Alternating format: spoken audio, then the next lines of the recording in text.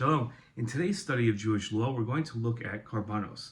Korbonos, we know, are the sacrifices, the offerings that are given on the altar in the Beit HaMikdash, in the temple.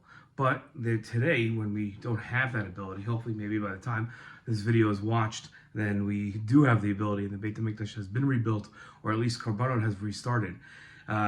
We say the psukim and some of the Torah Shabbat Peh, some of the oral law surrounding the laws of Korbanot, we say those in the morning before prayers.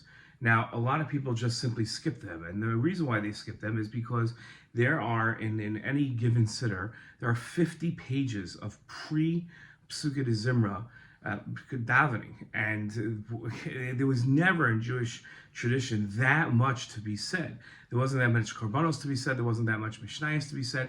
What ended up happening was after the Holocaust, especially among Ashkenazim, after the Holocaust, the communities that had their established traditions and usually had their own Siddurim, we spread out, and people from one community moved into an area, let's say in the United States or in Israel, and with people from different communities, and no siddur could really now just simply focus on one community's customs.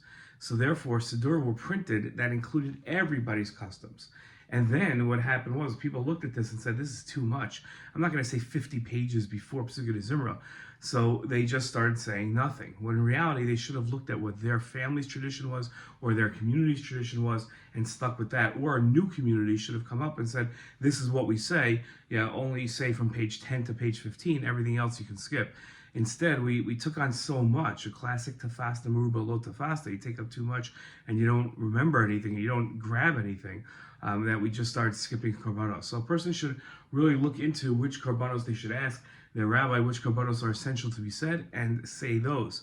No one's going to tell you should say every single thing in the siddur that appears before Psukkah de Zimra starts. That's today's Jewish law. Shalom.